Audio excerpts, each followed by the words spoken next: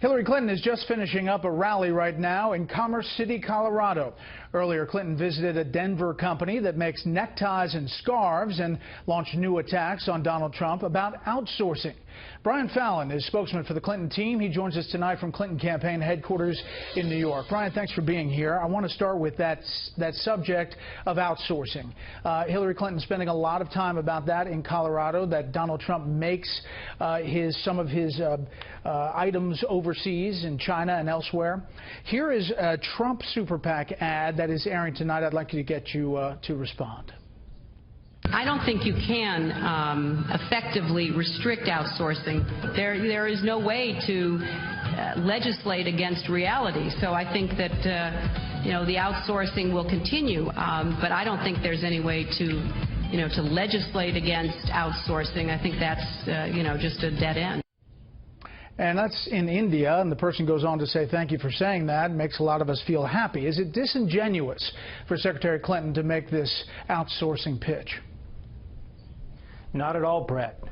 What Secretary Clinton was saying there was that while it may be impossible to ban private enterprises in the United States from outsourcing jobs and the manufacturing of goods to foreign countries, she strongly believes that we as a government should not be incentivizing it and creating a perverse incentive to encourage businesses to do just that. That's why in this campaign she has proposed stripping companies of tax benefits if they do engage in outsourcing.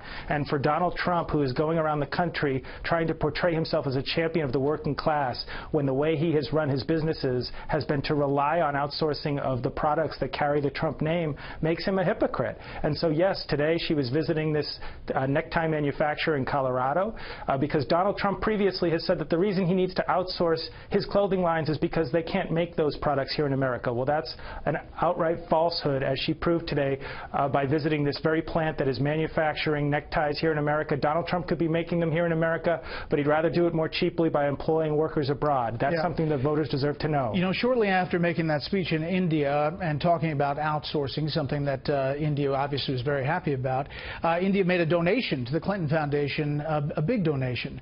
Do you know if the Clinton Foundation is under investigation?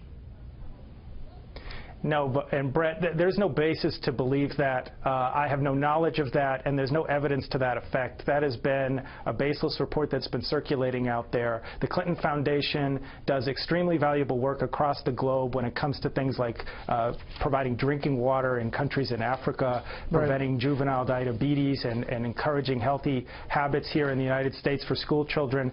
So the foundation continues to be unfairly the subject of many partisan attacks, but the President Clinton and Secretary Clinton are extremely proud of the foundation's work. Okay, well, the FBI director wouldn't answer the question, and Peter Schweitzer, who's been following it, says that definitively it is being investigated. So you're saying, and we know the IRS is investigating it, so you're saying you don't know of any investigation?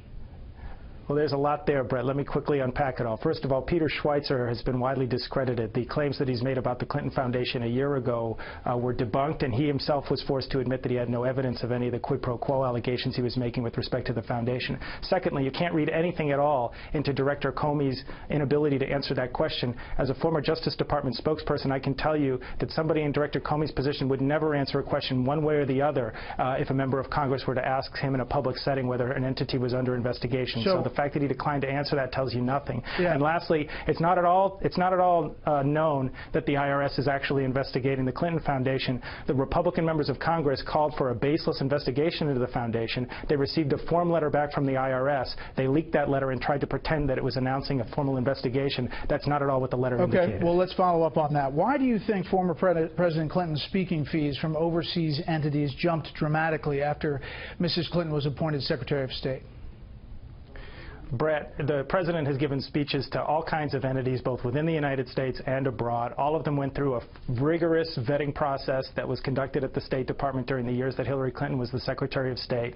If he gave the speech, it was because that the people that inspected it and reviewed it and vetted it deemed that there was no conflict whatsoever, and all allegations suggesting that there were a conflict are coming from people like Peter Schweitzer, who again has been widely discredited and has had to admit that he didn't have any evidence to prove any quid pro quo. You don't think there's any problem there? I get that. But when foreign entities pay Secretary Clinton or the former president to speak, or they make large contributions to the Clinton Foundation after they speak, do you think that they expect something in return?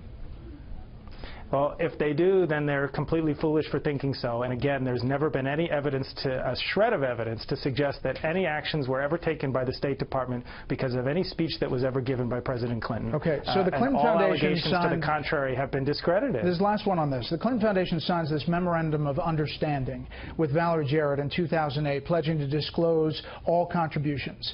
Secretary Clinton said as much to Senate Foreign Relations Committee during her confirmation hearings. Why did the Clinton Foundation fail to live up to that obligation?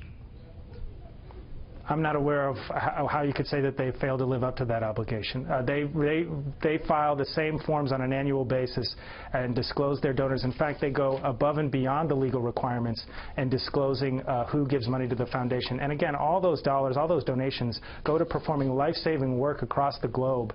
And the foundation, prior to this campaign, was widely praised by Republicans left and right. You had many Republican officials, Jeb Bush, who was a candidate for president during the primaries, Carly Fiorina, many other top Republicans appearing at the Clinton Foundation events and praising the work of the Clinton Foundation. It is only now that Hillary Clinton is running for president that the Clinton Foundation has suddenly come under fire with these baseless allegations. Okay, we've been over the email back and forth, and I heard Robbie Mook talk about it and what Director Comey said and what you all are saying.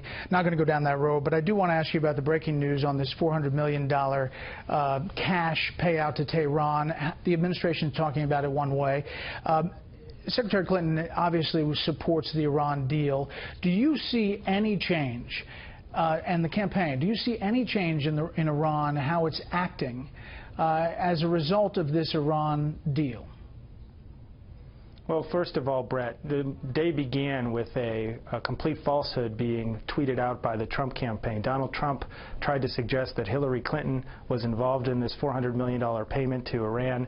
And, of course, independent fact-checkers have verified over the course of today that happened. That transaction took place more than a year after she departed. So she doesn't support that? Secretary of State. I'm not saying that. I'm just saying that Donald Trump jumped to... Why would you say that she wasn't a part of it? Well, during the course of today, the administration has explained. She absolutely did, and I think that the administration So the Iran deal, the administration is saying is part of this.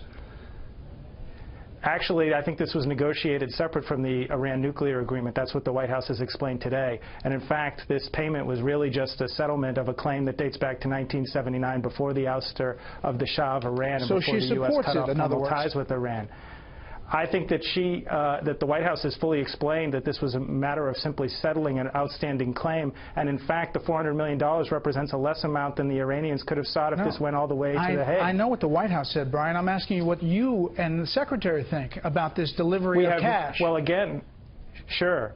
Again, she was out of office by the time this happened, but we have no basis to question the administration's account. And I think that they fully explained and answered every question that's been asked, not just today, but in January when this was first announced. And finally, my original question was, do you see any change in Iran?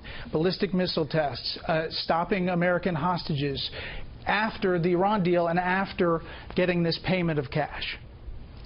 Well, look, Brett, the Secretary absolutely supported the deal. She thinks it's in the best security interest of the United States to help prevent Iran from gaining a nuclear weapon. But she said at the time when she announced her support for the deal that she, as president, will take a distrust and verify approach with respect to the Iranians. In other words, support for the deal does not at all mean that we are suddenly forming some kind of alliance with Iran or suddenly trust their motives. And I agree with your last guest, the congressman, who pointed out that absolutely it is the case that Iran still maintains ties with Hezbollah and other terrorist organizations, and that's why we have to take what Hillary Clinton has called a distrust and verify approach. So no one should mistake support for this deal with any confidence that Iran is not going to seek to do everything it can to continue to support unrest and turmoil in that region. So she's going to take a very skeptical approach to her dealings with Iran, notwithstanding her support for the agreement. Brian, as always, we appreciate you coming on. Thanks, Brett.